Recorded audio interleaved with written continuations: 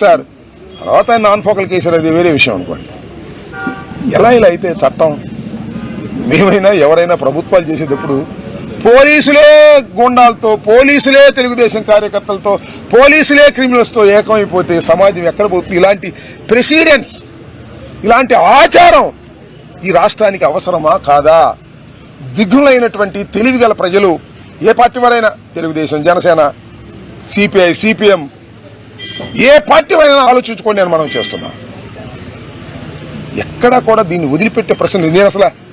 నేను అసలు ఎప్పుడు నేరాలని ప్రోత్సహించేవాడిని కాదు, హింసని ప్రోత్సహించేవాడిని కాదు, చట్టబద్ధంగా ఉండాలని కోరుకునేవాడిని. కాకపోతే సెటైరికల్గా మాట్లాడతాను.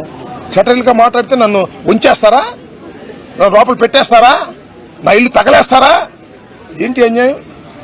మూల్యం చెల్లించాలి చంద్రబాబు. నీకు నిజంగా తెలియకపోతే, ఈ సంఘటనలో నీ హస్తం లేకపోతే, take an action on police, take an action on your people. అందరూ ఐడెంటిఫైడ్ పీపులే.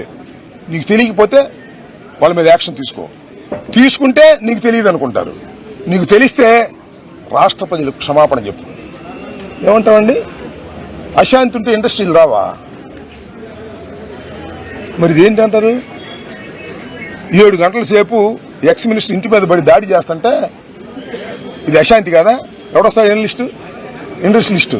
నీకు డబ్బులు ఇవ్వకపోతే పోలీసులు లేకుండా వాళ్ళని కొట్టిస్తావుగా ఈ వచ్చిన బాపత్తో. ఏమిటి అన్యాయం? ఒక్కసారి తిరిగి ఆలోచించుకో నారా చంద్రబాబు నాయుడు గారు. నీ కుమారుడు, మీ ఇద్దరే ప్రధాన A1, A2 క్రిమినల్స్ నా మీద అటాక్ చేయడానికి కారణం మీరే మానిటర్ చేశారు. అది కాదు అంటే చెప్పు, వీళ్ళందరి మీద యాక్షన్ తీసుకో. అప్పుడు నమ్ముతారు తప్ప నమ్మరని ఈ సందర్భంగా చెబుతూ, రాబోయే కాలంలో న్యాయపరమైన అన్ని విషయాల్లోనూ ముందుకు వెళ్తాం. ఎక్కడ వదిలిపెట్టే ప్రశ్నే లేదు.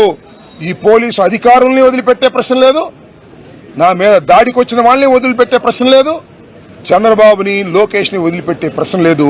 చట్ట ప్రకారంగా అన్ని చర్యలు తీసుకునేందుకు శతవిధాల ప్రయత్నం చేస్తాం. We have a strong legal team అని కూడా ఈ సందర్భంగా చెప్పదలుచుకున్నాం. అది ఎక్కడ ఏదో